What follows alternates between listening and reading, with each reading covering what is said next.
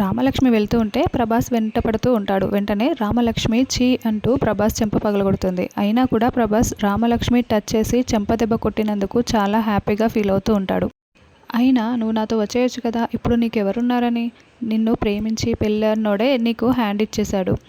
మీ శ్రీను బావ నిన్ను పెళ్లి చేసుకుంటానని చెప్పి ఆ అద్దె హ్యాండ్ పట్టుకునేశాడు.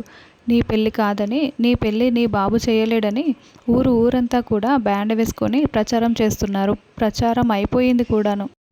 నీకు పెళ్లి గిల్లి వచ్చిరావు కానీ నాతో వచ్చేసేయ్ అని ప్రభాస్ అసభ్యంగా మాట్లాడుతూ ఉంటే రామలక్ష్మి ఏడుస్తూ ఉంటుంది. అర్థమైంది కదా, నాతో వచ్చేసేయ్ రామలక్ష్మి అని ప్రభాస్ రామలక్ష్మి చేయి పట్టుకోబోతూ ఉంటే సరిగ్గా అప్పుడే శౌర్య వచ్చి ప్రభాస్ చేతిని గట్టిగా అడ్డు పట్టుకొని పక్కకు తోస్తూ ఉంటాడు. రామలక్ష్మిని అనేసి మాటలు బ్యాడ్గా మాట్లాడి బాధ పెడుతున్నందుకు శౌర్యకి చాలా కోపం వస్తుంది.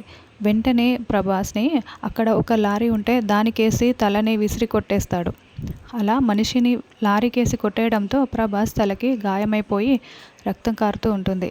దాన్నంటే నువ్వెవర్రా నన్ను కొట్టడానికి అని ప్రభాస్ అరుస్తూ ఉంటే దానికి నీకు ఏంట్రా సంబంధం అని ప్రభాస్ అరుస్తూ ఉంటాడు.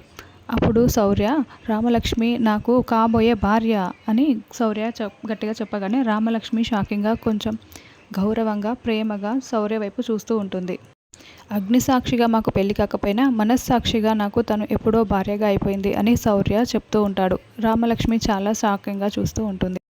శౌర్య రామలక్ష్మి వైపు చేయి చూపిస్తూ తను నా భార్య అని చెప్తాడు.